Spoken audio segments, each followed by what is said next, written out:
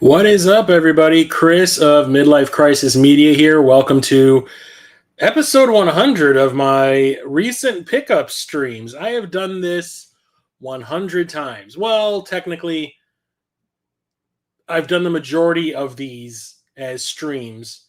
I did start off doing them as edited content, but after a while, I would, talk for 6 hours sometimes and have to edit it down to 30 minutes. And it was a real pain in the butt, especially when you're stacking games up for months and months and months on end and then decide, oh, wait, I've let them all stack up on my kitchen table because I wouldn't put the games away in my collection until I had done a video about them.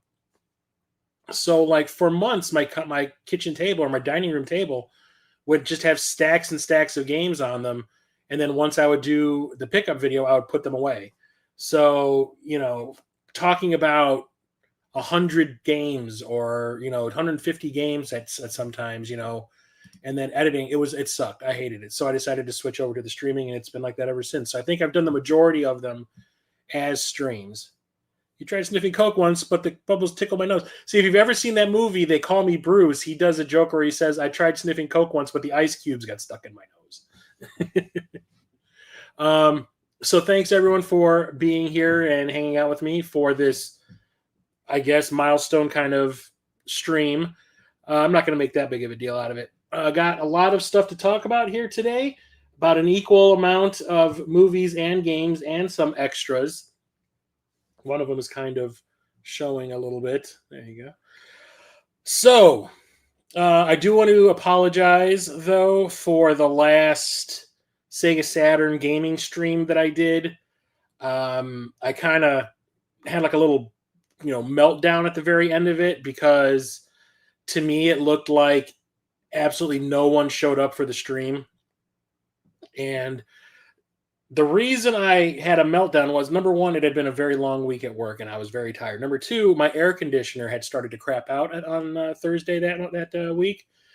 And it was extremely hot in my apartment and it was tiring me out even more. And it basically made me super freaking cranky. So when I beat the game, I basically said, well, I guess I do these streams to talk to myself. I'm probably not going to do any more of these. Bye. And I ended the stream. And then I get a message on Discord from Man Boy Cave saying, like, could you not see the people that were chatting with you? He's like, there was 5 people in the chat basically, and you never responded to any of it. I didn't see anything. Nothing showed up on my phone. So I don't know what the hell is going on there. And then I decided I was going to do a stream the next day to do the conquest mode of Mortal Kombat Deception. And when I was setting it up, turns out my PS2 decided that it doesn't want to work anymore. Like the disk drive doesn't spin, or the disk doesn't spin. So I guess the rubber band inside of it or whatever is finally crapped out. And when I went to go and try to get a new one, it was $215 to get a new Slim. And I was like, no, there's no way in hell. I'll probably just crack this thing open and try to fix it myself. So yeah, the streams are not over.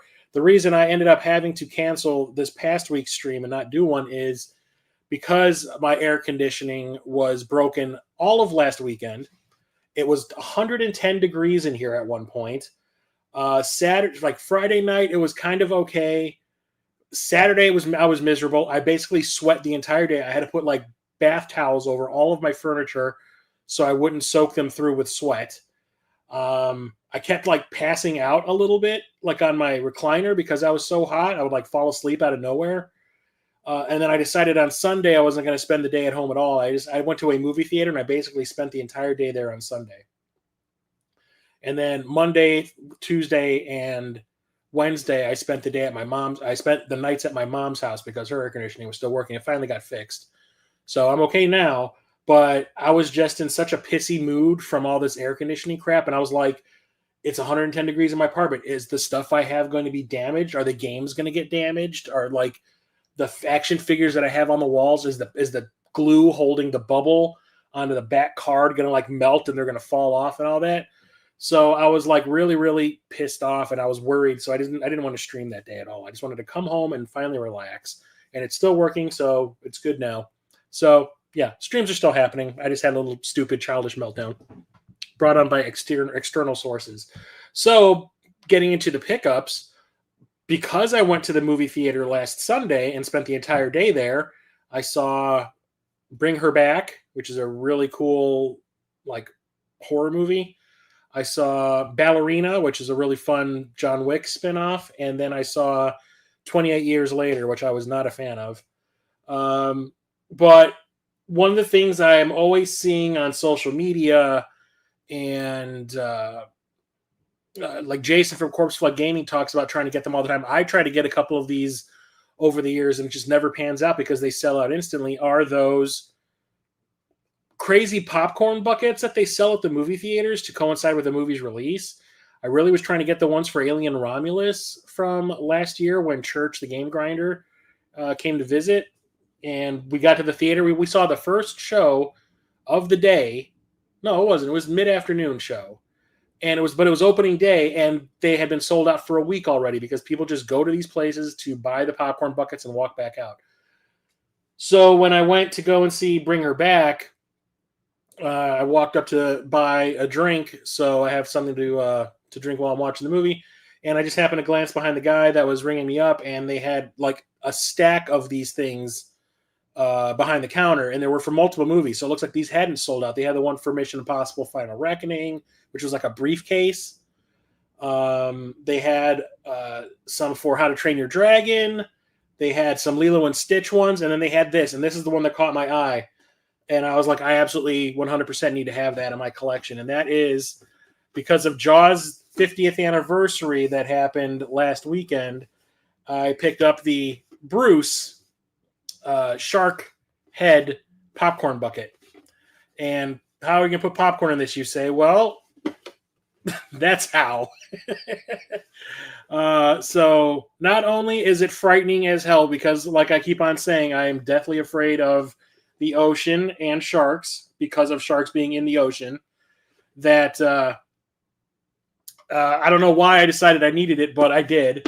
And it's been sitting here on the Tron stool as a display thing. But I think it looks pretty rad, though. I was wondering if Jaws was going to be playing theatrically anywhere around me. I didn't see it playing anywhere, so I might have gone to see that if it was playing the day that I went to spend the entire day at the theater, but it was not. So that's awesome. I still need to floss its teeth. Yeah, if you can actually see that there are spaces in between some of the teeth. So yeah, that's pretty awesome. And the thing is, how these things are like selling out when they're as expensive as they are. There's one coming out for Fantastic Four that's a big head of Thanos, not Thanos, a big Galactus head, and you can put popcorn on the top of his head. It's like $80. No, that thing costs $40, and I was kind of like, when the guy said it, but I was just kind of like, just get one of these things. And that would definitely be the one to have, because Jaws is one of my favorite movies of all time. Okay, so we can get into the books. Not a lot of crazy stuff this month, but last month I found the novelization of The Last Jedi in hardbound. And yeah, after that $80 crap, I'm not buying that I mean, it looks cool. Jason from Corpse Flood Gaming was like, "Why aren't you going to get it?" I'm like, "Because it's $80 freaking. That's why." I found The Last Jedi hardcover novel at Half Price Books. Went to Half Price Books actually a few times this month. Went there when I was spending the entire day at the movies. I had like a good 2 hour in between films. Decided to go and get something to eat. Went to Half Price Books and just hung around for a while. Went there earlier in the month as well.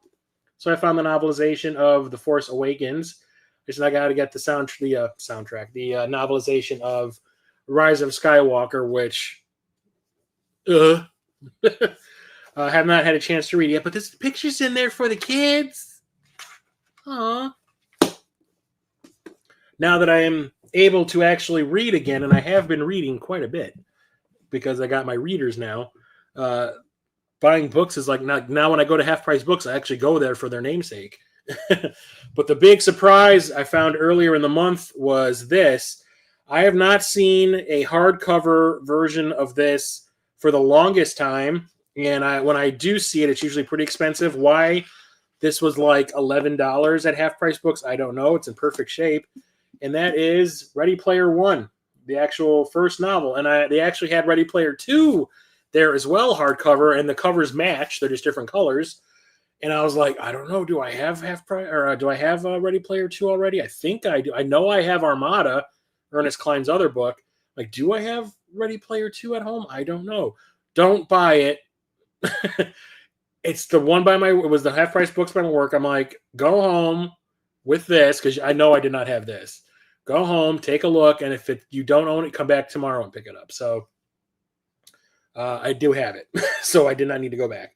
But I've read this book without reading it. I actually I listened to the audio book of Ready Player One. Will Wheaton read it. And I read it, I want to say like a year before the movie came out, and I absolutely loved it. So now that I actually have the physical book, hell yeah. It was one of the novelization books as a kid because the film screenshots. I'm still trying to get the hardcover novel of Tron. I used to have it as a kid. Actually, it was the paperback version of it. And it did have pictures in it, and I basically broke the book in half because of the pictures being in the middle of the book. And every time I would open it up, I would break the spine more, and the book eventually fell apart. So there's a hardcover version I'm trying to get a hold of, but it's kind of expensive. I have not read Ready Player 2 yet because the eyes weren't working. So now that I do have my readers, I can finally get around to doing so. I could just get the audiobook and listen to it to and from work. I probably should. But we'll see how that works. And then I found a comic or graphic novel at Half Price Books. And I bought this the same day that I went to see all those movies at the theater. And I had totally forgotten that this thing existed, that this specific person finally decided to like write a comic book series, and it's actually pretty popular now. And it's being turned into a movie from what I understand. And it's Berserker. This is the first volume of issues. I think it's issue 1 through 5 or 6.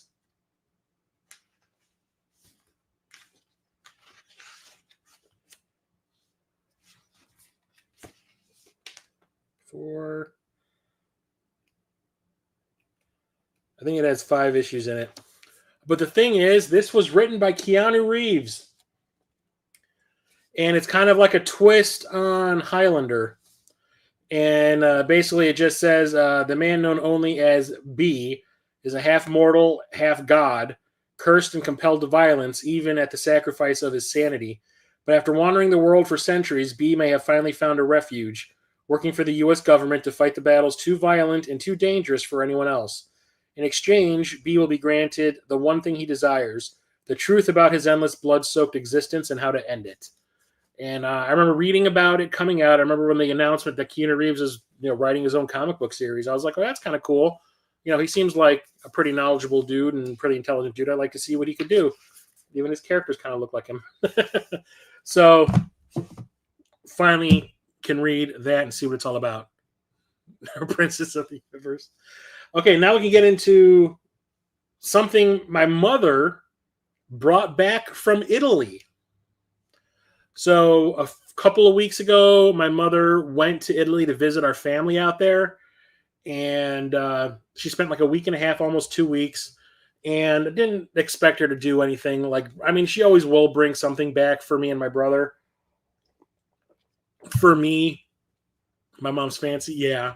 Well, she hasn't been to Italy since like 1996 or 7. Last time they went, my brother went with them, and that was when I was working at that video store.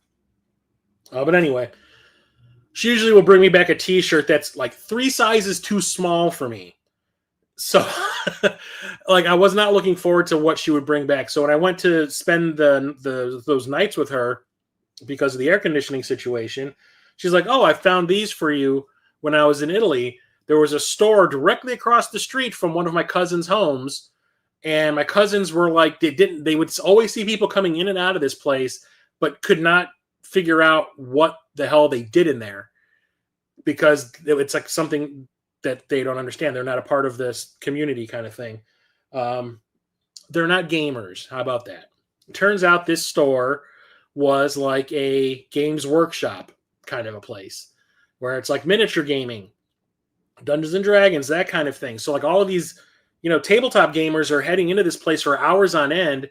My cousins don't know anything about that kind of stuff. So They were like wondering if it was like some kind of a cult place.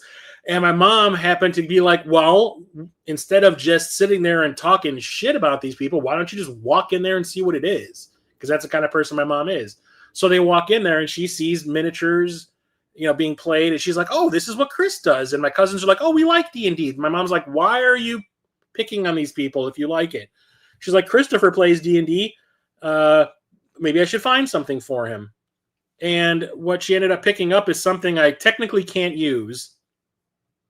But, if I decide, since we play D&D over the internet, and I use the virtual tabletop that the D&D Beyond website uses for miniatures for fighting. So I don't actually use physical miniatures, but my mom bought me this. It's called Rune Wars Lord Hawthorne figurine. So it's a figurine of like a king and another one of him on his horse. And it actually comes with, like, I guess some stat paperwork and some tokens and cards based on it. So this is for a miniature game I do not play. I don't know what I'm going to do with this, but I'm not sad I got it. I think it's kind of cool. So, and it's all in Italian, if you look. Everything in it is written in Italian. And because my mom is from America, I guess they were kind of like, oh, American, foreigner, here's some extra stuff. So she brought home this, too. Like, you came all the way from America to come to our store? So they gave her this poster, Conquest 5th Anniversary. I don't even know what that is. And this other Conquest poster, Play Big, Play Bold, Play Conquest. I don't know what that is. I don't know what either of these games are. So we'll see what I do with them. I don't know. I'm definitely not going to start playing a brand new game or anything like that, but if I can use the miniatures, if we do play in person, that's something. But that was kind of cool. I was surprised that she thought of something like that. It's not Warhammer huge, but still big. Yeah, it's cool. So now we can get into the films. No Blu-rays this month. Not a whole lot came out that I was looking for on that format. Mostly everything is just getting 4K versions of movies I have on Blu-ray already, like I'm just replacing them. And some new stuff, too. I did not own this on Blu-ray, so this is new to my collection, and I am surprised that this is a movie that someone decided to pick to make 4K or to upgrade to 4K, because it's not great, but I always kind of had fun with it, and that is Deep Star 6.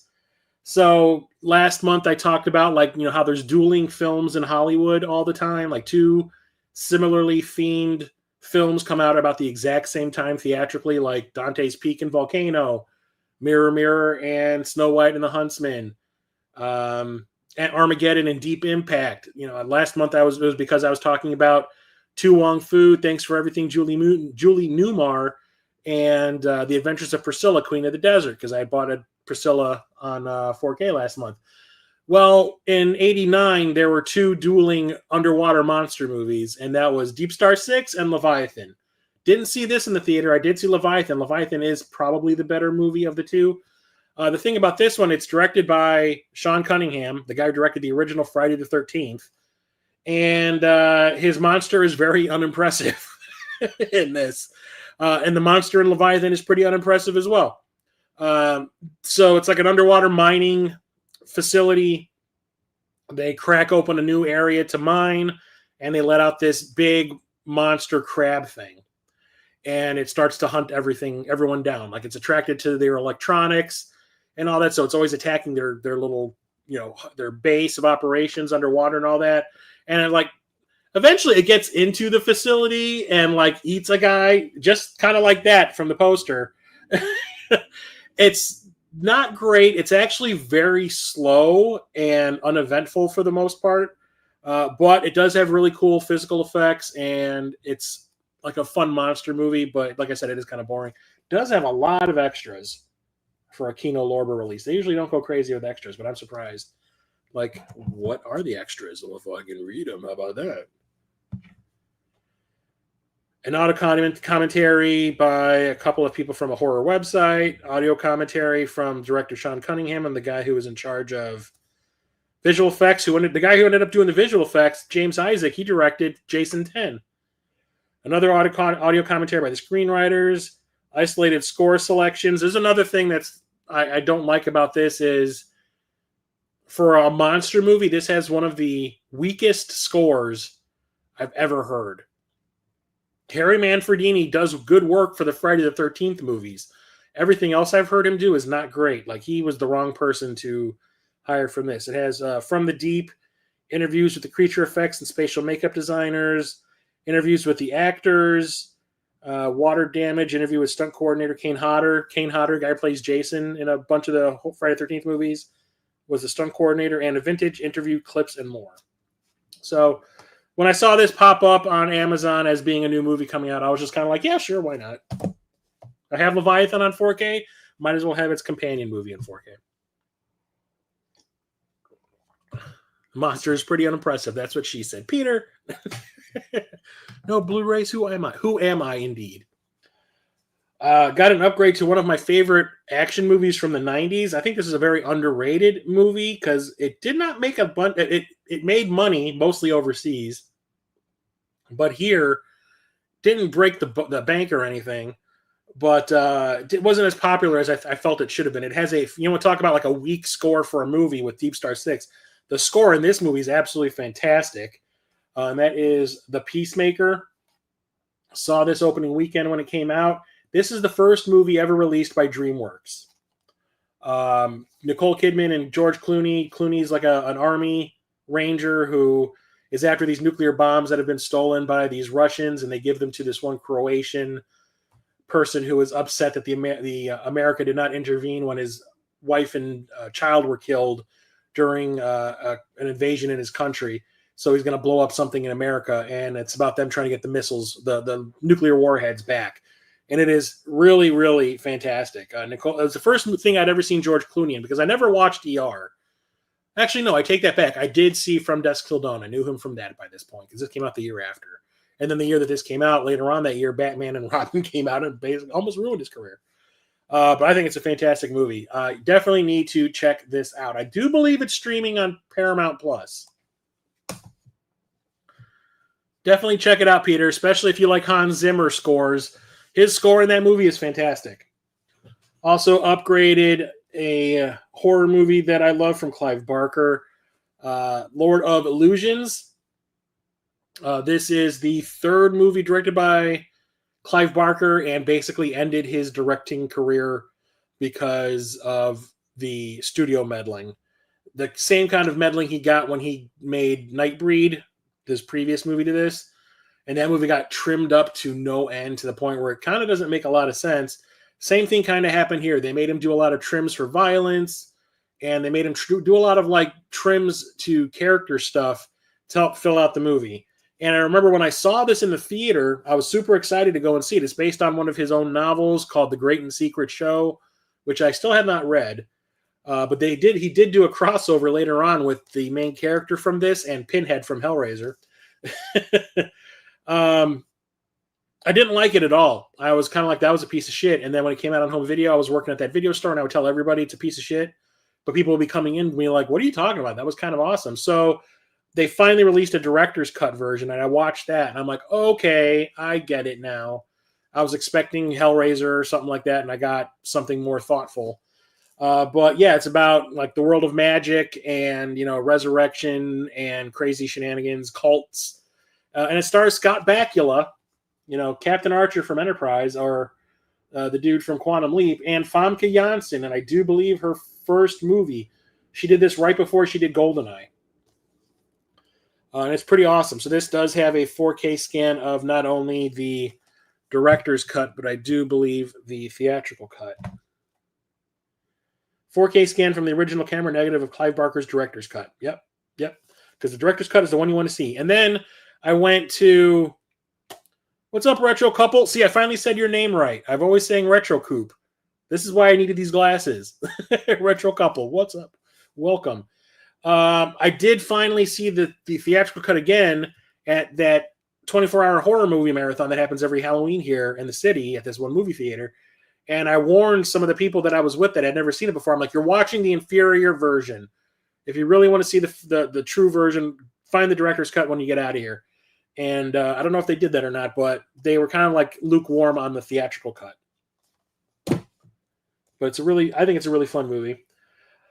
Upgraded this, and like Arrow Video is one of those boutique labels, overseas boutique labels that picks some of the strangest movies, like the ones that aren't exactly well liked by the public. Thankfully, they're ones that I enjoy, to upgrade to 4K. And they decided to do a special edition of Swordfish. This is the post-Matrix movie from Joel Silver. It's Hugh Jackman, John Travolta, Don Cheadle, and Halle Berry. This is the movie where Halle Berry infamously shows off her chesticles. And it is like a techno thriller. Gene Hackman? Hugh Jackman plays a hacker that John Travolta hires to break into a government system because he's trying to steal a bunch of money. And it's like all these double crosses and triple crosses going on. And there is a shot in the beginning of the movie that is a bullet time effect that lasts way longer than any of the bullet time effects from the first Matrix movie ever. It's like a good 30 seconds of a bomb that was filled with ball bearings, giant steel ball bearings, explodes in the middle of a town center. And when it explodes, the camera, it like freezes, and the camera goes through like an entire like 360 of that town center, showing all the destruction the ball bearings are doing from the explosion. It's pretty awesome.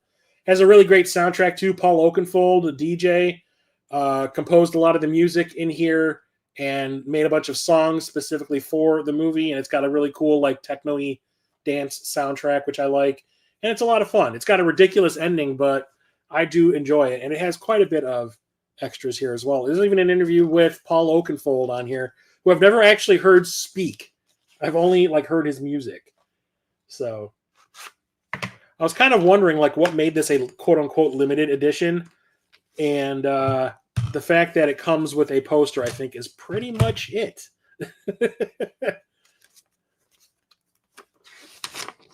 Yeah, it's got the new artwork of that ball bearing explosion and the original theatrical poster, kind of. And it also comes with a small booklet that has an essay by Priscilla Page about the neon dream of Swordfish. So, yeah.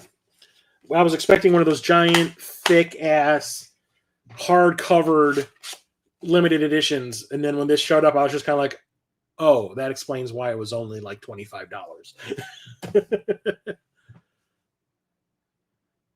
Good man, time to relax and see what you got. Hell yeah, dude. People loved Swordfish back in the day because of the chesticles. That was the thing okay, so I'll tell you a story if you want to hear it. So when I went and saw Swordfish, it was the day after I went to Ozfest. So this movie came out in 2001. So I went to Ozfest 2001 with a friend of mine, and we were a bunch of dumbasses who like did not realize that we were going to be spending an entire day out in the sun, and we never brought any sunblock. And we stood out there and not only got high from all these, there was like a group of like 13-year-olds standing in front of us at the second stage waiting for Disturbed to come on, who are smoking like the skankiest skunk weed you could ever imagine. And we all got contact highs off these little freaking kids. And it like kind of numbed us to the fact that we were baking in the sun. And by the end of the day, we couldn't figure out why we were so exhausted since we've been just standing around all day. We did drink a lot of water. We did eat food and all that. It's just that we were being cooked.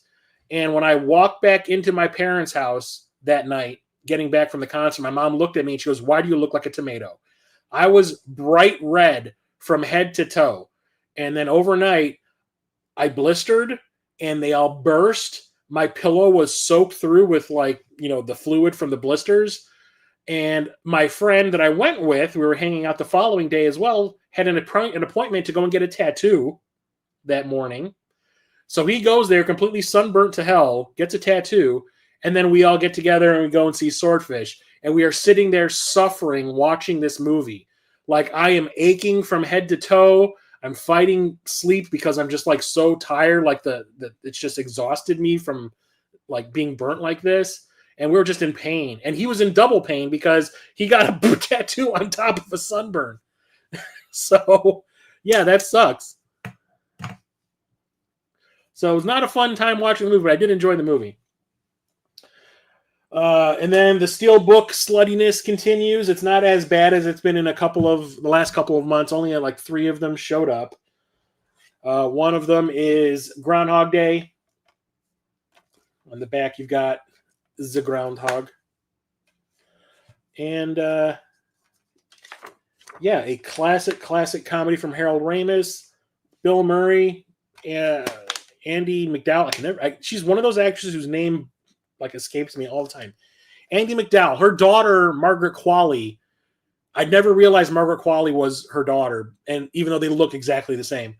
But yeah, it's one of the original time loop movies, which has become like a cliche thing now. It's like a genre of its own, where a dude gets stuck in a time loop and keeps having to relive the same day over and over again, and he corrects all of his mistakes, and by the end of the time loop, he has become a better person and all that kind of stuff. It's a classic movie. I like it a lot. I've not seen it in years though. Something is loose in here, and I can't figure out what it is. Did the tattoo heal well? I don't know. I haven't seen that person in a decade. Andy, you Goonie. Andy, yeah. I just watched a reaction video for the first Goonie, or for the Goonies movie. This is a brand new movie to my collection. It is a brand new film, and that is Novocaine. Jack Quaid's big action movie that came out earlier this year. Did not get a chance to see it in the theater, and I ended up watching it on demand, and pretty entertaining. It's clever. It's kind of like Crank. Have you ever seen that movie with Statham? About a guy who cannot feel any pain. So he has like all these rules in place for his life so he does not accidentally hurt himself, because he will not know if he has been injured or not. He will not be able to feel it, obviously. So he ends up falling in love with this woman that works at his bank, and the bank gets robbed. She gets kidnapped. And because he's got feelings for her, he goes after her at his own personal risk, and craziness ensues. There is some of the grossest stuff that happens to a person's. Like, I have a thing about breaking bones in movies. Like, if I see a compound fracture in a movie, I'm like, I'll puke. Something happens to Jack Quaid in this movie that was so disgusting, I literally had to get up and walk out of the room. Otherwise, I was going to like barf all over my hardwood floors. But it is a very, very fun, very funny film. I liked it quite a bit.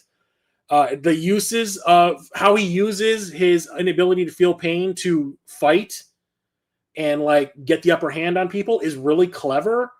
And I was laughing quite a bit until the thing happens where I was like, but I liked it quite a bit to the point where I wanted to own it. And then the big movie on Steelbook is an upgrade from a 4K that I had originally. I actually have it sitting right over there because this movie just hit an anniversary. It's its 50th anniversary. It has something to do with that shark head sitting right there. They released a 50th anniversary Steelbook of Jaws. And because this is one of my favorite films of all time, I had to get it and upgrade. There were not that many extras that I can remember on the previous version I had. But even if it didn't have any extra extras, I got the hiccups now. Any extra extras? Yeah, I would have bought it anyway just because I like the cover art. But you can see what it has going on right here. And I love the artwork. It's like what do they call it? A montage of all the characters and the shark's head. And on the back, you've got no swimming, hazardous area, beach closed. And something is loose in here, or is it just this? I think it's just this. I'm always afraid when it comes to these steelbooks that they're going to show up broken, because it's not like I can just get a new case for it and replace it. These things, once they break, they are broken. So absolutely thrilled about that. Probably going to watch that after the stream tonight. Next up we have from Criterion. This is a movie that I knew about for decades, never bothered to watch it because the original poster image for it is something that I just thought looked really stupid. And even though it's from a director that I really like and stars one of the stars of Jaws, I was just kind of like, I don't care. That looks so dumb. And it was always just a picture of a military truck on a bridge, and it's like the bridge is tilting, and looks like the truck is going to flip, and that's all the poster image was. And I was like, yay. Then my brother, who this was when he was actually still living in LA, saw that they were doing a screening of this at a local theater. I think it was the Quentin Tarantino's movie theater that he owns out there. They were doing a screening of this, and my brother was like, I've never actually seen that. I like the director, I'll go check it out. And he called me. He literally called me up, and he's like, have you ever seen this movie? And I said, no. He's like, get off your ass and watch it right now. And he's like, it's amazing. I'm like, okay. And then I went and found it on Amazon. I watched it, and I was like, holy shit. I immediately bought a copy of it on Blu-ray. And I absolutely love it. It is called Sorcerer. Sorcerer is not, there's no magic in this. It's basically about a bunch of Americans who are hiding in South America. And they are asked, there's like an oil refinery that is on fire. And the only way they can put the fire out is by using some nitroglycerin to you blow up the fire. The only thing is the nitroglycerin is on the other side of the jungle, and it needs to be transported. And this stuff will blow up if you shake it too much. So it's like Roy Scheider is one of the people that's asked to do it, to transport it. And if they do it successfully, they get paid quite a lot of money. And it's like this super stressful movie about these people transporting this super dangerous explosive, and anything they possibly do wrong could possibly kill them all. And it is super stressful. I absolutely love it. Highly recommend checking it out if you haven't. And the Criterions do not disappoint when it comes to the extras. So highly recommend checking it out. Is that a Jeep logo? No, that is like the little new version of the poster art of the truck that's on the bridge that's tilting. So there is a scene towards the end of one of the trucks in a gigantic thunder monsoon trying to cross a rope bridge with the truck. And the bridge is just being thrown all over by the wind. And it is the most stressful thing you'll see in your life, knowing that there is a single box of nitroglycerin in the back of that truck that if it just shifts slightly could explode at any time. It is super intense. Highly recommend it. And this was directed by William Friedkin, the guy who directed The Exorcist. And then we've got these big box sets that have shown up. One of them is from Vinegar Syndrome. And I had this on Blu-ray. I replaced my Blu-ray. It came from 2001. It's because I'm tired and I'm still kind of sweating a little bit, probably. And there's something going on with my throat. Anyway, big old box set of The Golden Child. The Vinegar Syndrome puts out these really awesome box sets in these hard cases. Sodom Num Spa. And this is one of, I would say, probably one of Eddie Murphy's lesser movies. This is like after he did Beverly Hills Cop but before Coming to America. Like Coming to America kind of put him back on the map again, and then he kind of fell off again after Beverly Hills Cop 2. But my uncle went, I remember Christmas time, my uncle came to visit. We're at my grandma's house in Ohio. My uncle came to visit, and he was like, oh, I went and saw The Golden Child yesterday. And then I remember we watched it at home, and we're like, damn, I never thought Eddie Murphy would ever make a mystical horror movie. So the movie comes in this hard case slip, the picture of the Ajante dagger and the little parrot that is his little Eddie Murphy's guide in the movie. You got the movie here with a ton of extras. This whole thing down here is extras. And it also comes with a booklet with an essay about the making of the movie on it. So it's a weird movie, especially for Eddie Murphy. He made this instead of making Star Trek 4. Originally, Eddie Murphy was supposed to be in Star Trek 4 playing the marine biologist because he's a huge Star Trek fan. And I guess his asking price was too much. And William Shatner, being William Shatner, was like, I'm sorry, nobody upstages me. So he basically said, no Eddie Murphy. So Eddie Murphy ended up doing this instead, and this actually had a faulty disc. I thought that was really funny. Oops, we effed up. This is the bad disc. Apparently there was something wrong with the disc in the case, so they just slipped this in the package with it, and this is I just kept the bad one just to have it. Mostly because I like that oops, we effed up thing. So yeah, he did this instead, and John Carpenter was originally going to direct this, but he decided to do Big Trouble in Little China instead. Good for him. And it's like Eddie Murphy plays I guess not like a bounty hunter, but he's a person who hunts for missing children. And a woman comes to him and says there's this like mystical child that has been kidnapped by demons, and he needs to help her find them. And he's kind of like, yeah, no. But then weird things start to happen, and he gets like sucked into this really strange world and ends up helping out. And it's really, really fun, but it is really violent and really kind of gory for a PG-13 movie from the like mid 80s. But I have always loved it. I've always had a good time watching it. And then Vinegar Syndrome kind of started a secondary label. I know they already have another one where they release like softcore porn films on HD, but they released like another like sub label of their own, and it's called Cinema. I can't read it. It's like black against red background cinematography or cinema. I don't know if it's supposed to be having a French accent to it or what, but cinematography. I don't know. But it's Drop Zone. Wesley Snipes and Gary Busey. You can see Gary Busey here in the image. Skydiving movie. So, Peter, you want to watch a new extreme sports movie? Here's one for you. So, Wesley Snipes plays a U.S. Marshal.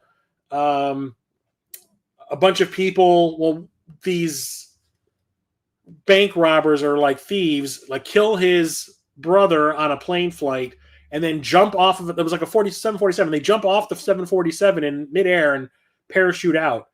And he goes looking for them and finds like they're hiding behind, like within this group of like parachuting subculture, like adrenaline junkie people, kind of like Point Break a little bit.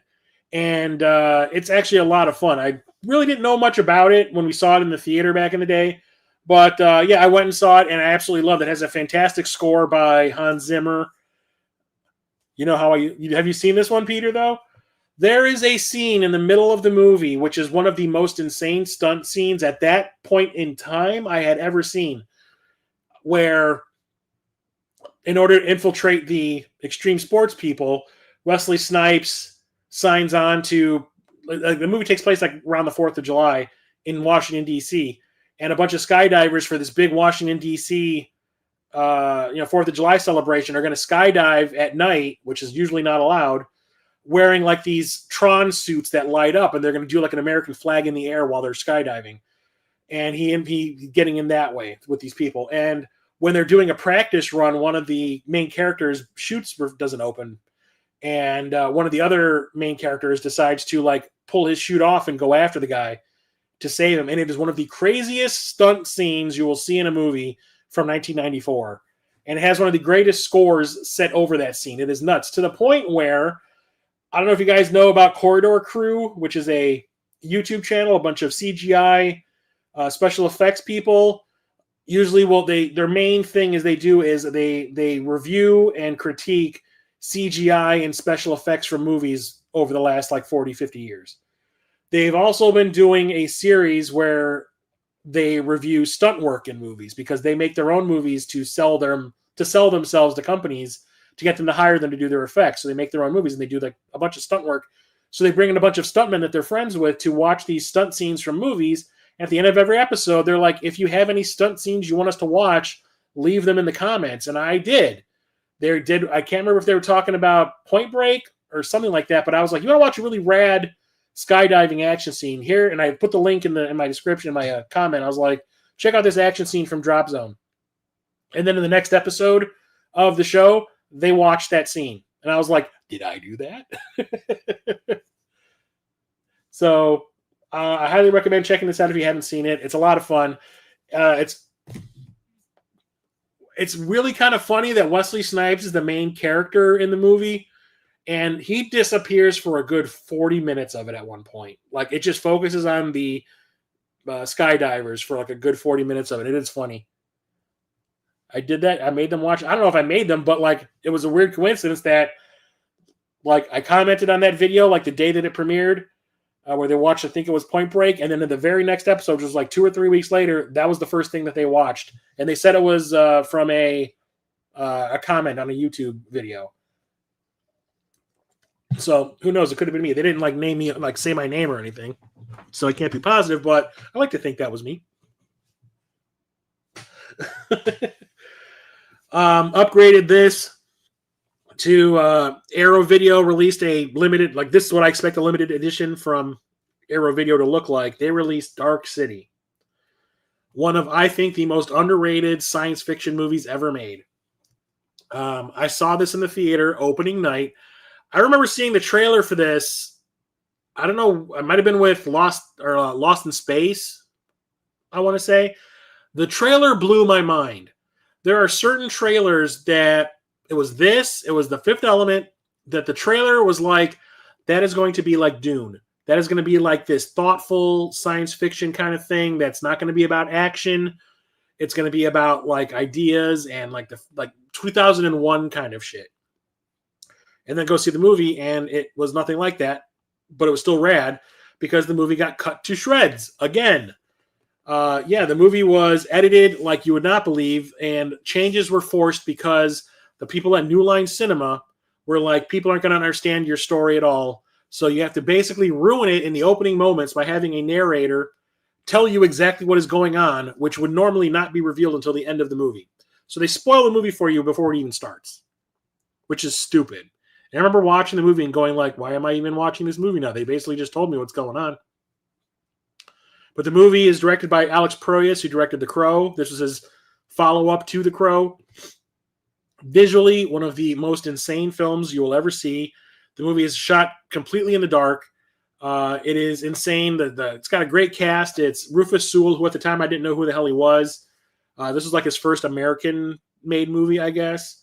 But he became a big deal after that. It's got Kiefer Sutherland, Jennifer Connelly, before she decided to get anorexic and like lose a bunch of weight and look like a skeleton, and William Hurt, who had just been in Lost in Space. And it's like a mystery. It's like a puzzle. There's clues all over the place, but you don't know how they all fit together because there's no frame of reference. You have nothing to base your ideas off of and how to put these things together. So it's like really slow going, but it's interesting. The movie is edited very fast. The music is very fast paced. It like never really slows down. And the director's cut is definitely the way to go. And this has the 4K version of the director's cut on it, because the director's cut takes out that shitty narration from the beginning of the movie and puts back in all the character development scenes that help fill the movie out. It makes it what I think is a masterpiece. One of the only movies that I actually agree with Roger Ebert being like a 4-star movie. I actually like it so much, I actually have this exact poster, but like the real theatrical poster right here in front of me in my game room. And here's the new artwork for Dark City. What else? Yeah, it comes with one of those hard-shelled cases. Also comes with a book that shows Kiefer Sutherland's Dr. Schreiber in his little mouse maze, and the inciting incident from the beginning of the movie with the broken needle. And this has an essay about the making of the movie. Fear and Longing in Dark City by Richard Cadley, or Kadri. Don't know who that is. But if you have not seen this, I highly recommend it. It is unlike anything you have seen before. There was a guy at my old job who I could not stand, but I was forced to work with the guy.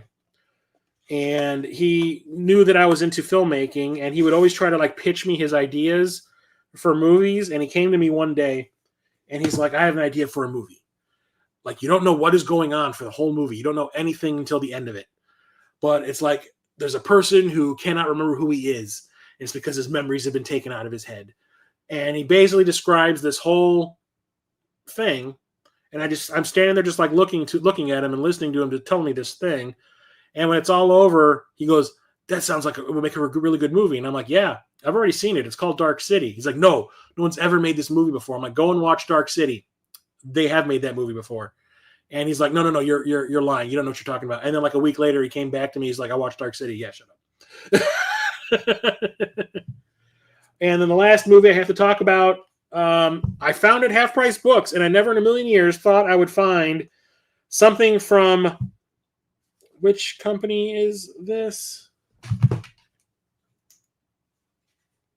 Second Sight Films, which is a British boutique label that releases really expensive limited editions that are like actually like limited. There's only a certain amount of them. And I literally passed this up because of the price originally. Like, I love this movie. I wanted to own this until I saw how much they were charging for it. Bro, anyone saying you don't know what you're talking about when it comes to movies is hilarious. Yeah, I passed it up. And then like a couple of weeks later, a different company had bought the right, had gotten the rights to this movie and released like a general release, version of it, which I did buy. And then I go to Half Price Books at the beginning of the month, and I see the big limited edition that I passed up sitting there on the shelf for way cheaper than it would have been to buy it, not only from Second Sight, but did not include any of the shipping fees or anything like that. So I got it dirt cheap. It's a little banged up, but I don't care because I ended up giving the standalone version, like the little generic version I bought to J-Chip show. I texted him over, Discord, and I was like, hey, you like horror movies, right? And he's like, yeah. I'm like, you have a 4K player? He's like, yeah, I use my PS4, my PS5 like I do.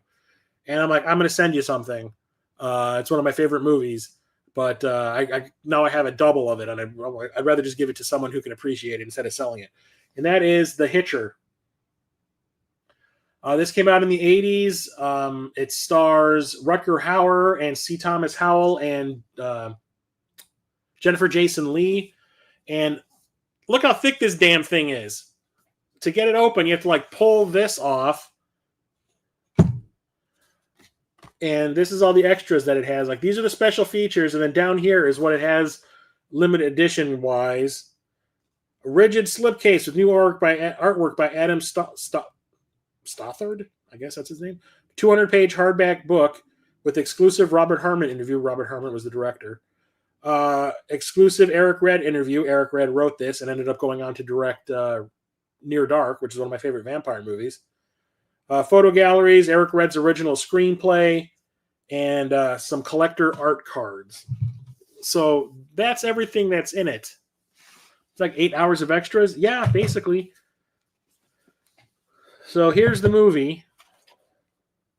C. Thomas Howell on it. These are from England, but they will play. 4Ks are region free. Here is the original screenplay of the film. Awesome. I can actually read them now. A bunch of lobby cards, which are just of the artwork type that's on this right now. I'm not going to take that out of there. And then this hardbound novel, which is the essay about the making of the film. It is essentially a full-on book. How many pages was it?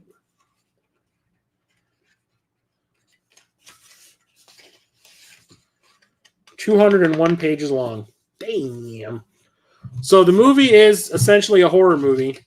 C. Thomas Howell's back in the day, I don't know if they still do it, but people who buy a car from a dealer out of state will pay somebody to drive that car to them across the country kind of thing. And C. Thomas Howell is one of those people. He's been paid to drive a car from, I think it was New York to L.A., and on the way, he picks up a hitchhiker who is C. Thomas is Rutger Hauer, who is a serial killer who is killing people that pick him up on the highway. And C. Thomas Howell is the only person who eventually gets away from him. And that kind of intrigues Rutger Hauer. So Rutger Hauer takes it as a personal mission to break him. And just starts messing with him psychologically.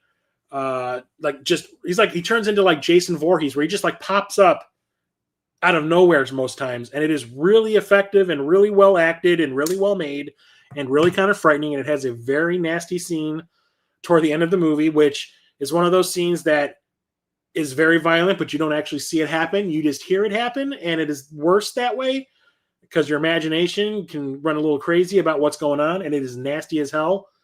But it is a really entertaining, like horror thriller. I don't even know if I'd call it a horror movie. It's more like a thriller, but I love it. It's great. One of those movies I was on cable all the time as a kid when I was a kid, and my parents never really said anything about watching it. Because like there is violence in the movie, but like I said, it's not really in your face and it's not really on screen all the time. A lot of it is left to your imagination. So there's that. So yeah, thrilled that I find this thing that I passed up for like half the price in person at a half price books. I don't know. It's crazy. Anyway, now we can move on to the games.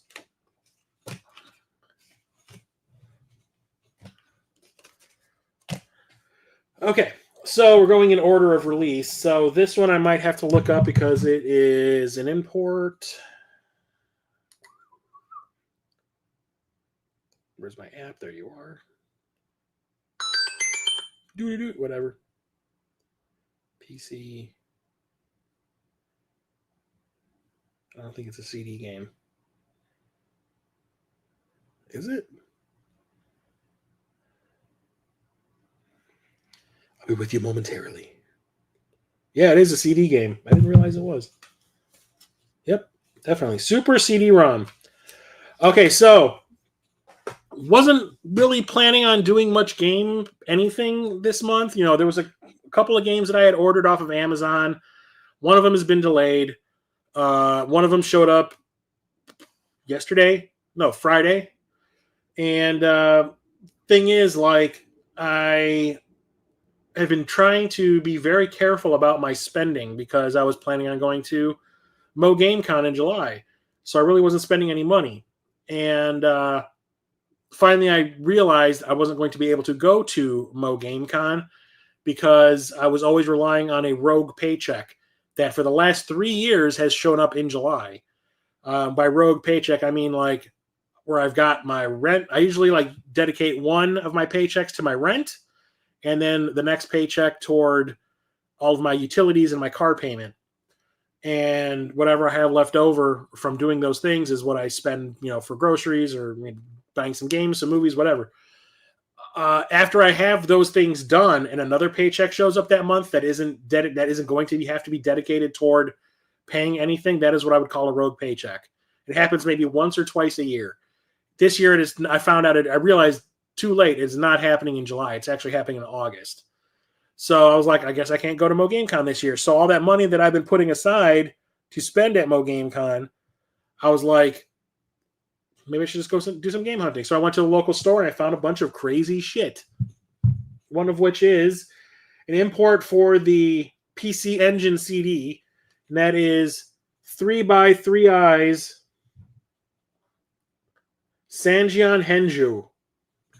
3x3 Eyes is an anime, one of the first animes I ever really got into back in the early 90s. I recently got a Super Famicom game based on that anime at the Midwest Gaming Classic this year, and didn't realize there was another game based on it for the PC Engine CD, and from what I understand, it is an RPG. Hopefully there is some kind of a patch for this. So it says Sanjian Henju is based on the manga and anime series 3x3 Eyes. Pai, a young girl from the immortal tribe of the Sanjian, three-eyed demons of Chinese origin, wants to become human again. She meets Japanese teenager named Yakumo Fuji, who she accidentally turns into a Wu, an immortal obedient servant of a three-eyed demon. Together, Pai and Yakumo try to regain their lost humanity. Does not really say anything about what type of game it is, but just the fact that I found a game based on that anime that I loved from back in the day. I was like, yeah, and it was like $10. So I was like, I don't care. And then the thing is, like, I go through phases. It was really prominent when I first got back into game collecting back in 2014, where I would just be laser focused on collecting for one console for a month, and then I would focus on a different console. Hasn't happened in a long time. Normally, I'm just kind of like, if I find something for a console I collect for that I want, I get it. And kind of happened at the Midwest Gaming Classic, where I had no intention of going for any specific console stuff until I remembered, oh wait, I'm streaming Saturn stuff. I should probably go for Saturn games, and I laser focused on getting Saturn stuff at the con. Now lately, I've been focused on like the Game Boy consoles. Just kind of worked out that way. So, and I'm also trying to work on that Mortal Kombat Complete Collection, where I have every game released for a home console based on Mortal Kombat. And one of the games I still do not have in my collection, which I've been trying to get for years, is the original Mortal Kombat on the Game Boy. Last year in April, right before the Midwest Gaming Classic, I went to Half Price Books to sell all the Blu-rays that I had replaced with 4Ks, so I have some extra spending money at the convention. They had a complete in-box copy of this at the store, but I passed it up. It was way cheaper than I have seen it anywhere else. It was $50, which is a steal compared to how much they were asking for it at the Midwest Gaming Classic that year. And I passed it up because I'm like, I don't want to spend the money that I want to spend at the convention right now. So I passed on it. And I was like, if I still have money left over after the convention, on the way home from the convention, I will stop here and buy it. And that's what I did, because I did have a lot of money left over, and it was gone. Bullshit. So I finally said, the hell with it. I didn't find it at the Midwest Gaming Classic this year either. So I was like, what the hell? Just see if you can get a copy of it off of eBay. And that's exactly what I did. And I hear this port is not good. I mean, how good can it be? It's on the Game Boy, and it only uses 2 buttons. I think you have to hold start to block, which is some BS. But it's all here. I tried it out, and it works fine. It's just not a great port, but got to have some crap in order to get your complete collection. Peter would definitely appreciate this. This is one of the games I bought when I went out game hunting. I found this at my new store by my work. Now that I don't find video games at all at half-price books like I used to, now there's this store called Retro Dimensions, which is usually pretty overpriced. But sometimes you can catch them slipping too. They don't update their prices very often, from what I can tell. So I went there to game hunt because it's the closest to my work, and I was on my lunch break. So I was like, okay, let's see what they got. Found something I was looking for at Midwest Gaming Classic, but I did not see it at all. And that is Skate or Die, Bad and Rad on the Game Boy. And I did have this back in the day. This is one of those Game Boy games that I've been trying to get back into my collection because I did own this back then. It seems like all the ones that I still have left to add to my collection that I had from back in the day are the really expensive ones, like Kid Icarus of Myth and Monsters and Ninja Gaiden Shadow, and this. And this is like a platformer, kind of like a side-scrolling racing game, and also a top-down racing game at times. And it's really fun. I remember it being really fun. I have not tried it out since I bought it, but I'm super thrilled that I have it back in my collection. I do remember it being rad, like its namesake. So, yeah. Can't wait to actually plug this in and try it. And then I got a homebrew, I guess. It's actually a port. This did come out in Japan for the Game Boy. We didn't get it over here, which is sad because I do have the first game in the series, and this is the second. And somebody from this company called Broke Studio and a couple of others, was it Omake Games? And what's this other one?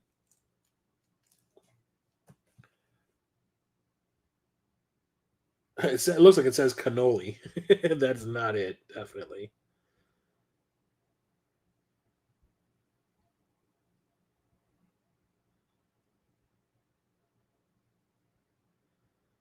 City Connection Company Limited.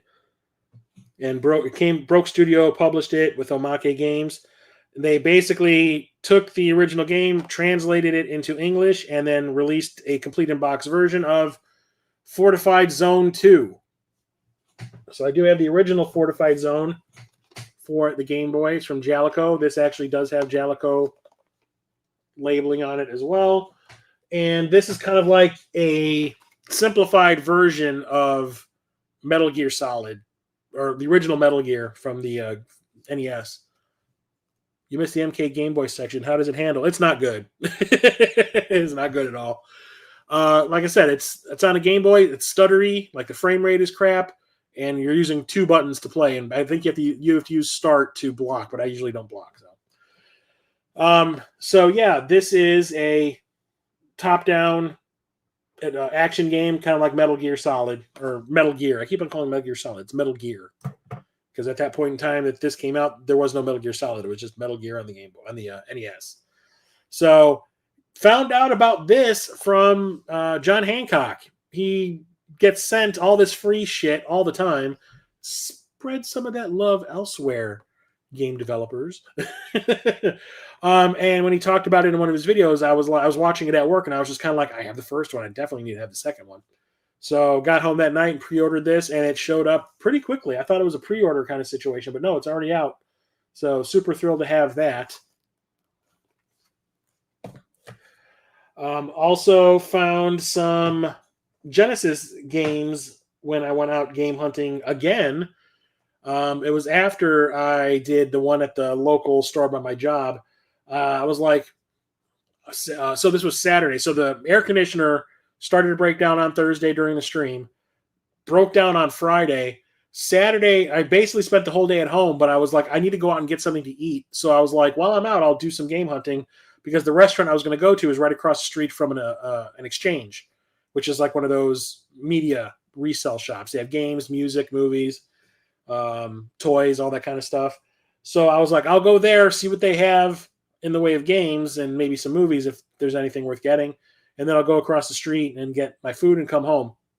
And when I was there, I picked up Fire Shark on the Genesis, which is a top-down, what is it, a vertically scrolling shmup. I do believe it's based on an arcade game. This is one of those games that I think it was Retrobit put like an official repro of out on the market. And I was just kind of like, I bought a couple of those and I was like, yeah, I'm not doing that again. I'll just, if I can find the original, unless it's something super expensive like stadium events, yeah, I don't think I need to do that. So I passed up on it. And eventually, like I said, I found the actual genuine article. And it was a little pricey, but it's worth it. Not like super expensive or anything, but definitely more than I would normally pay for a Genesis game. But I was super thrilled to find it. And then the funny thing is, when I asked the guy in the store to get it out of, like, everything in that store is behind glass. When I was like, hey, can I take a look at that Fire Shark? He's like, Fire Shark? And he, like, pulls it out and he looks at it and he goes, oh, this is the real one. And I think he realized that there was, like, that Retrobit repro out there. And he goes, oh, this is the real one. I did not know that. Kind of like to say to me, if I had realized it was, this would be in my collection right now. That mustache, though. Who wants the mustache ride? So definitely had to pick that up. And the other one I picked up is called Stormlord. And I do believe, Peter, you were asking me about the play control on this one. This is from Razorsoft, who are not well known for making very good games. I have a couple of their games in my collection already. Like, let's see here.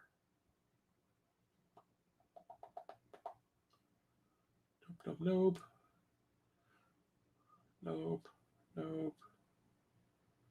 Nope. Nope. Come on. I know I have at least 2.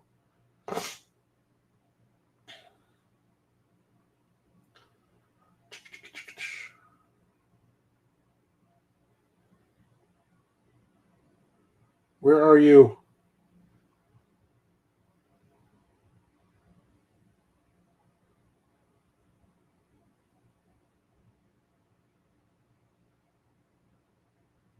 Damn it. Shit.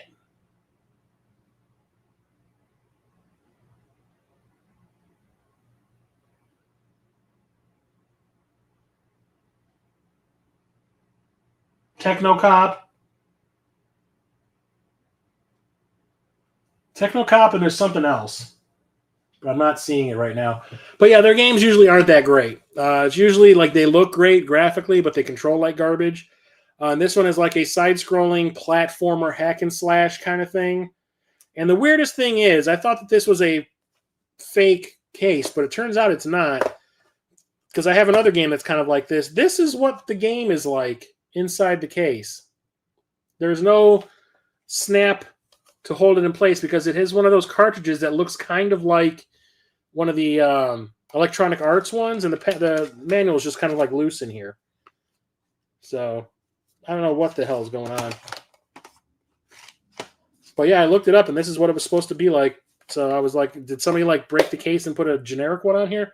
But yeah, the cover looked cool, but it was not expensive. This was like $15, so I was just kind of like, whatever. Like I got one kind of pricier game, and I was like, I'll get a cheap one on the side. So whatever. Another one that I picked up at Retro Dimensions is an import for the Saturn. Yet another game I can stream on my Thursday night streams. Let's just back out of this app and go back in so I'm not scrolling through a million goddamn games.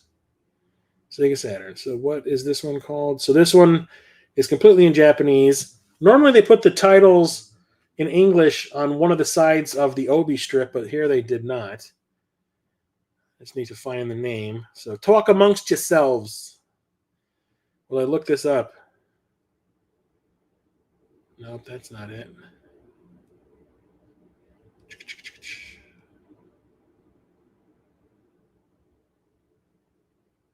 Here it is.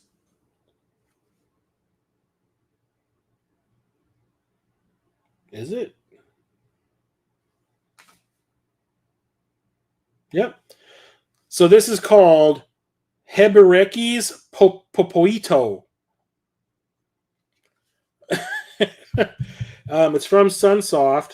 I'm looking at the right game, right? Does it? Yep, Sunsoft. And it looks to me like a puzzle game, kind of like Puyo Puyo. And I was like, that'd be a fun game to stream. I did already. I've done Baku Baku Animal, which I ended up beating on stream. And I was like, that went pretty well. It was just kind of a really easy stream to blow through a game with. Why not? I got Bust a Move 2 I can play. And I've got a Bubble Bobble game. And now I've got, what's it called again? Hibariki's Popoito. So, yeah, why not? It was dirt cheap, too. And it's in really good shape. So that's why I picked it up. They had a ton of Neo Geo CD games at the store. They were all King of the Fighters games and like Samurai Showdown, that kind of thing, like all the fighting games that are available for the Neo Geo. So I was just kind of like, I'd rather get some of the other, like I really want to get oh god, what's it called? Shit. Magician Lord is one, but it goes for like $100. Death Duel is the other Razorsoft game. I thought I had, do I not have Death? No, I don't have Death Duel. Okay, so it's just Technocop that I have then. Well, now I got 2 Razorsoft games, and they also did Tongue of the Fat Man, or oh god, what's it called? It got a rename on the Genesis. It's not Tongue of the Fat Man is what it's called on the computers. On the Genesis, it's oh man.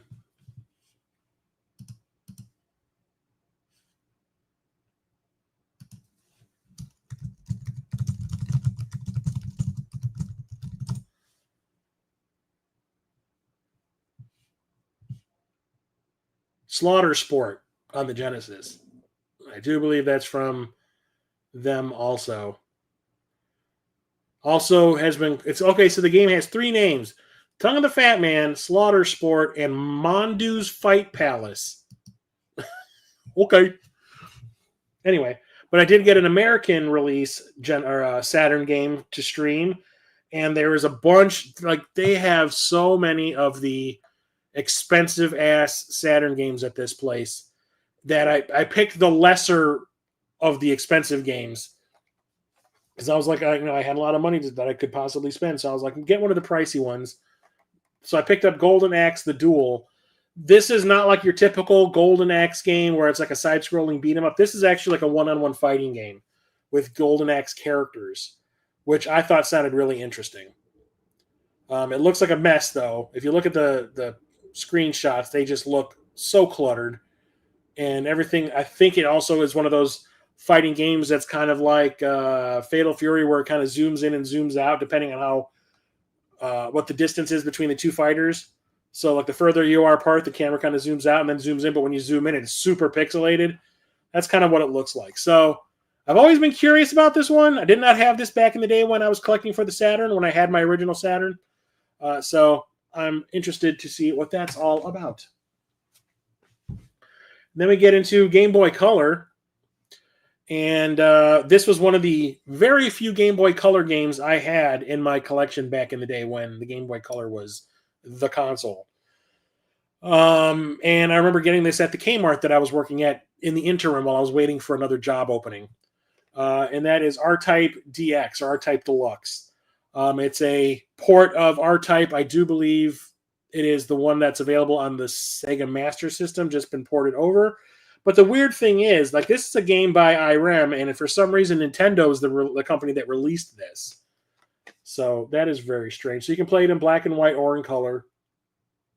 But I do remember that my buddy Charlie was getting married, and this was like in late 1999.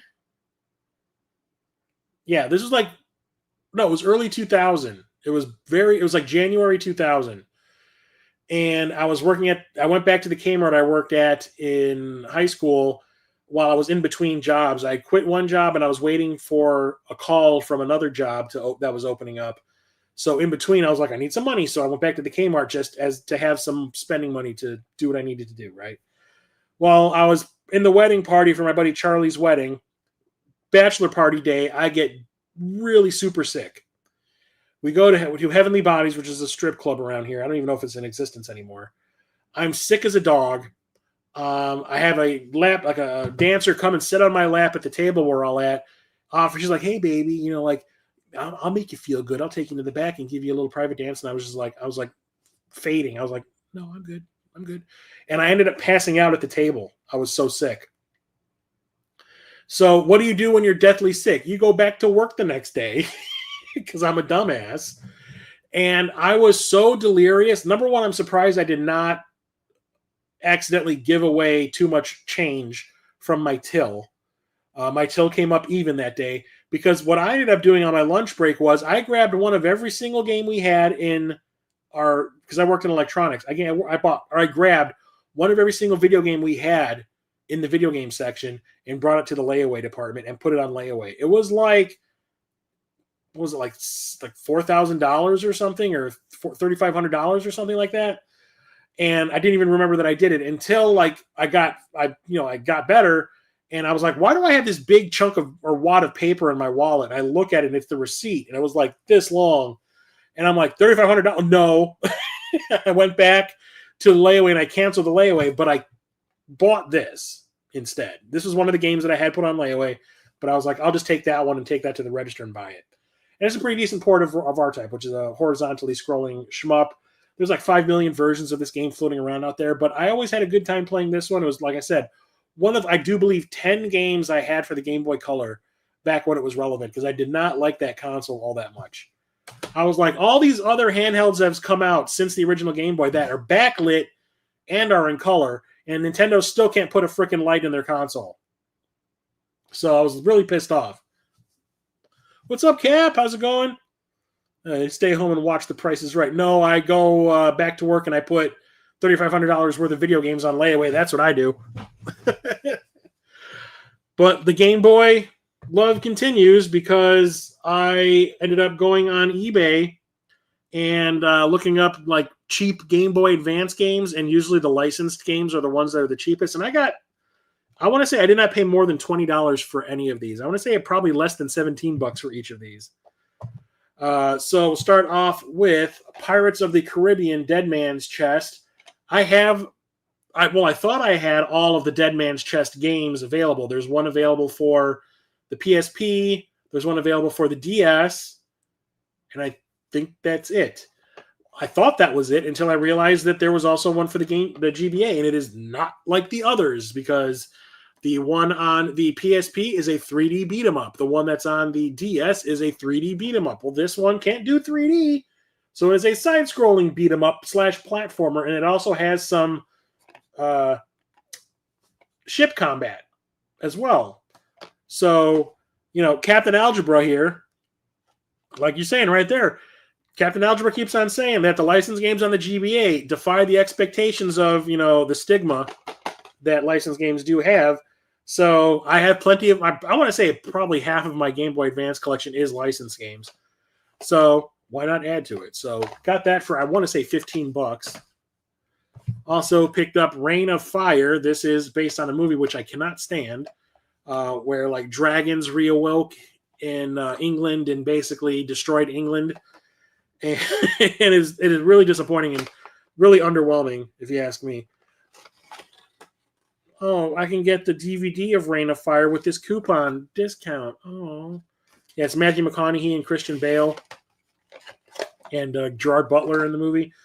So I have this for the Game Cube, I do believe. So there's a 3D version of this game out there. So what do you do when you usually have a 3D game for the home consoles that you want to move to a 16-bit handheld console? You make it an isometric action game, which is exactly what they did. What like most of the licensed games I have based on the original console versions look like when they come to the GBA. So like I got this for, I want to say like $12. And I also picked up Van Helsing, which I do have on the PS2. And this one is another side-scrolling, like beat-em-up run-and-gun kind of thing. And I got this for, I want to say, $15. So was not going to pass that up either. They are completely complete, come with the manuals and the game. Some of them even are still, like the games are still, cartridges are still wrapped. You can give the GameCube version too. So yeah, super thrilled to have that. I'm not a fan of this movie either, but the video game, from what I understand, I think it was Jason from Corpse Flood Gaming told me that the PlayStation 2, I think he had it for the Xbox version, is actually really, really good. Better than the movie it's based on, so I have high hopes for that. So now we can move on to PS2 and continuing the Mortal Kombat collection goals. I went and I looked to see what I still need to have the complete collection. I have all the PS2 games. I still need Mortal Kombat 2 and 3 for the Master System. I need Mortal Kombat 3 on the Game Gear, and I need Ultimate Mortal Kombat 3 for the Super Nintendo. And I do believe that is it. I don't think unless there's another, I don't remember if the Mortal Kombat games came out on the GameCube during that era. I don't think they did, but I do have Armageddon on the Wii, which is weird. But yeah, now I have all of the PlayStation 2 Mortal Kombat games, but I bought a special edition one because I'm fancy like that. So I bought the premium pack of Mortal Kombat Deception, which is the second game that came out for this generation. So this makes this Mortal Kombat 6. This is the one that first added the story mode into a Mortal Kombat game, and they call it Conquest mode. He plays this character named Shujinko, who basically starts off where the lore begins at the beginning of the invasions that Shao Kahn was trying to do, take over all the realms, and ends with Shao Kahn's destruction. So it goes like over centuries. And I love that. I thought it was great. This is what I was planning on streaming that Friday when my air conditioner crapped out. What do you think, Fancy? Chris Peak was the first person I think of. Thanks. But what is premium about this premium pack? Well, it's 2 discs. It opens up like a record, and it's all metallic. This is the Sub-Zero edition. I'm not going for all the different versions. I think there's also for the Xbox, I think there's like a Scorpion version. And then the standalone versions of Deception, there was like 3 or 4 different variants. There's one had Melina on it, one had Scorpion, one had Sub-Zero. I'm not doing all that shit. So we have the game itself complete. And the second disc is actually a DVD. So yeah, this is the bonus disc. And let me get these glasses on so I can tell you what it is. Excuse me. Experience new multiple fatalities, harakiris, and interactive multi-tiered arenas, including the additional disc. Exclusive arcade perfect playable version of Mortal Kombat 1. 25 character video bios, including Mortal Kombat team commentary, which is awesome, and an in-depth history of the Mortal Kombat franchise. Plus, serialized collector's edition metal trading card. Is that actually in here? I doubt it. Yeah, that's not in here. Oh, well. So I posted on Discord the other day, because I want to play the combat or the conquest mode so much, which is like the story mode. And, I'm going to be diving into the lore a little bit deeper because of that. I was like, how about, would anyone be interested in me doing a video or a series of videos about the lore of each Mortal Kombat game and how they all tie in together? I would start with Mortal Kombat, the original Mortal Kombat, and move each video would cover a different game and how it adds to the lore and overlaps at times and stuff like that. It would get crazy if I did it, but this is what brought that on. And watching that video about the history of the franchise is definitely going to be helpful. So super thrilled to have that. And when I was out game hunting at Retro Dimensions, I've always wanted this game in my collection, but it's the Xbox one that is one I always see. And the Xbox version is the more expensive of the two. Well, guess what? My Xbox doesn't work. And now my PS2 doesn't work either, which is a bummer. So I was like, well, they have the PS2 version, and I just want to play this freaking game, so just buy it. And that is Jurassic Park Operation Genesis. So this is a park builder game where you breed dinosaurs and then build up Jurassic Park. And why this is one of the more expensive games for the Xbox, I'll never know. Did it come out later in the life of the Xbox? I don't know. Whatever. But I've always been interested in this because I love playing SimCity and those types of games. So a Jurassic Park version? Hell to the freaking yeah. And it did not require me to sell one of my kidneys to get it. But, also while I'm there, since I keep on saying, like, the only Xbox console that I have right now that works is my Xbox One. My Xbox 360 got the red ring again. I'd only had it for like a year and a half. My original Xbox didn't work or doesn't work now. Can you guide patrons into a T-Rex pen? I would believe you probably could. What does it say here on the back? A powerful world-building engine allows you to easily build the Jurassic Park of your dreams. Test your skill in 12 intense missions, including visitor rescue, yeah, and stopping a dino rampage. Breed and care for more than 25 types of dinosaurs in the hatchery and in the field. Multiple view modes, including Ranger Cam, Chopper Cam, Safari View, and Visitor View, offer unique angles to see all the amazing sights. Sure. So, like I said, my 360 does not work. So all the games I have for the 360 that are multi-plats, I've been trying to repurchase on the PS3 because my PS3 still works just fine. So I've been actually shrinking my Xbox 360 collection and growing my PS3 to do this. Dude, get a new PS2. I want to watch you play that game. Well, I said earlier in the stream that when I went to the exchange a couple of weekends ago, they had a slim PlayStation 2. I actually asked the guy that was working, I was like, do you guys have any PlayStation 2s in stock? And the guy's like, yeah, we have a slim. I was like, yes, because that's what I have, and I want to replace. $215. Or $210. Nope. Hell's to the no. I think, like I said, I think it's just the rubber band that spins the disk drive that is what's not working because the disk is just not spinning. So, I mean, I can take it to one of my local game stores and probably have them fix that for pennies on the dollar. So, you were paying attention. Yeah, I believe in you, Peter. So, like I said, I've been repurchasing games that I have on the Xbox 360 for my PS3 because I want to play some of these games again. So, I bought all the Call of Duty, or most of the Call of Duty games from that era. So, I got the Game of the Year edition of Call of Duty 4 Modern Warfare. This is where Call of Duty took the F off. Like all of a sudden, everyone was talking about Call of Duty because they decided to ditch the World War II and go and do modern day things. And it is pretty, I remember being pretty fantastic. So, hell yeah. So, because of that, I also bought Call of Duty Modern Warfare. Wow, I can't freaking talk. Modern Warfare 2, which is probably my favorite game in the series. This one is the one that has like the disclaimer at the beginning, like you're going to be playing a mission that is going to disturb you. You can skip it without affecting any of the story at all if you don't want to see it happen, which is when you go on a rampage shooting people in an airport.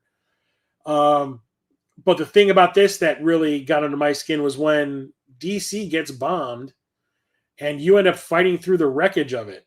And it has one of the greatest pieces of music I think has ever been composed for a video game over that scene where you're fighting through DC that has been composed by Hans freaking Zimmer. And I didn't realize that he had done the music for this game until I beat it. And his name popped up in the credits. I was like, no wonder that music was so freaking amazing. So, yeah, I had to get that again. And because I got that, I also picked up Call of Duty Modern Warfare 3, which is a good wrap-up, but there's way too... At this point in time, there was way too many characters to keep track of. So I remember being kind of lost about, when it comes to the story, because they're like throwing all these names at you, and I'm like, who's that again? Which is the British guy? Which is the American guy? What's going on? So it's good. It's just Part 2 is still my favorite. Modern Warfare 2 is so good. No Russian. When I went to Half Price Books the other day, when I went to the movie theater last Sunday to get out of my 110-degree freaking apartment, and I bought that the Jaws, and I bought that Berserker graphic novel.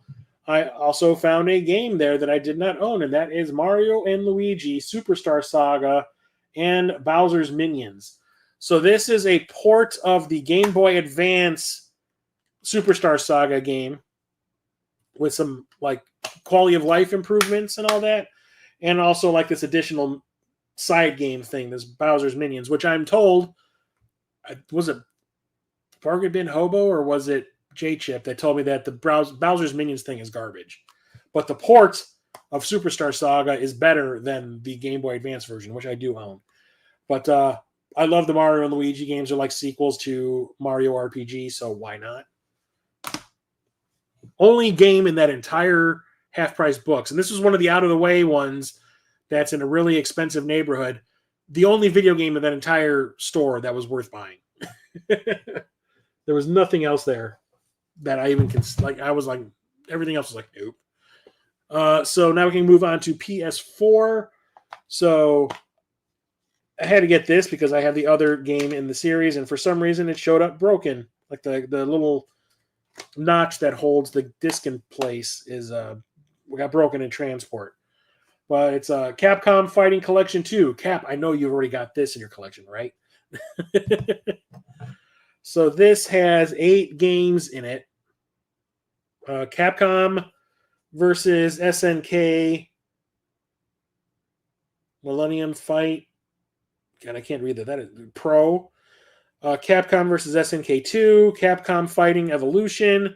Street Fighter Alpha 3. Power Stone 1 and 2, which are 2 of my favorite Dreamcast games. Project Justice, which is another great Dreamcast game. And Plasma Sword, which is another great Dreamcast game. So 8 games in one package, and this is like $50, so it's a pretty great deal.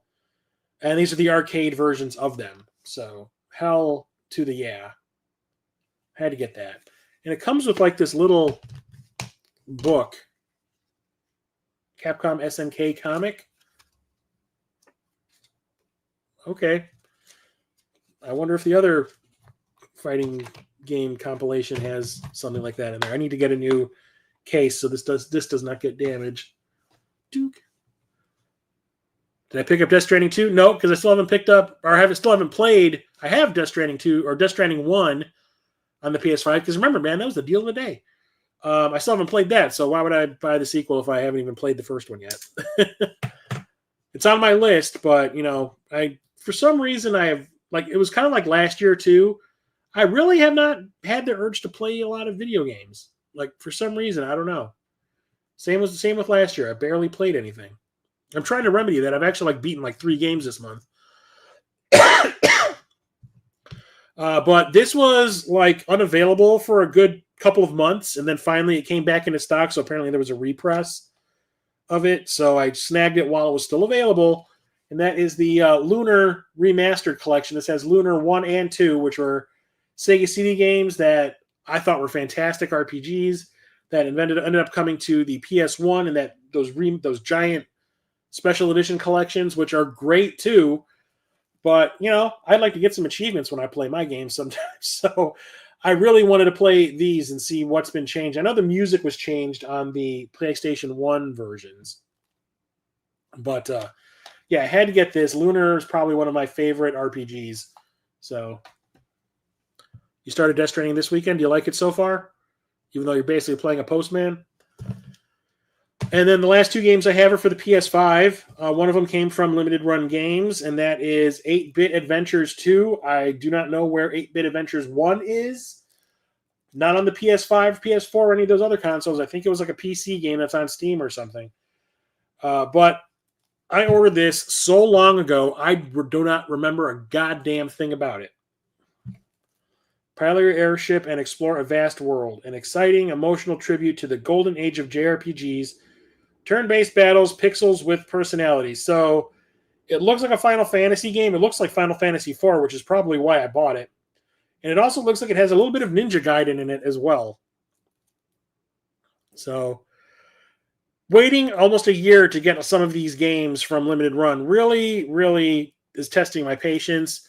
And most of the time, unless it's a game that is a really well-known game, I usually can't remember what possessed me to buy some of these to begin with, because I'm very selective about what I buy from Limited Run.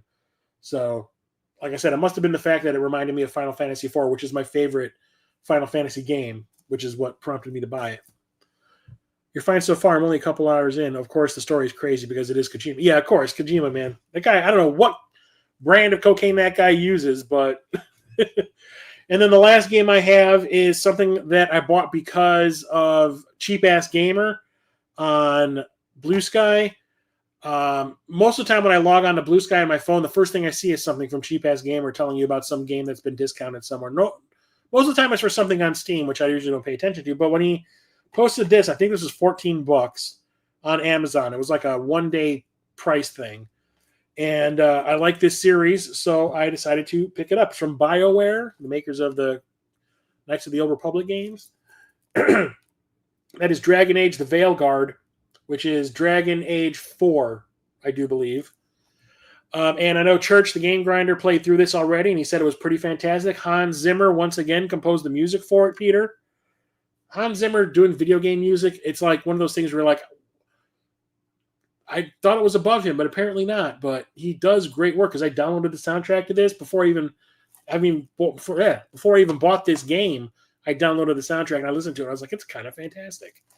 So it's an action RPG. It's kind of like The Witcher, where it's like a third-person RPG. It's kind of like playing Knights of the Old Republic, but, magic.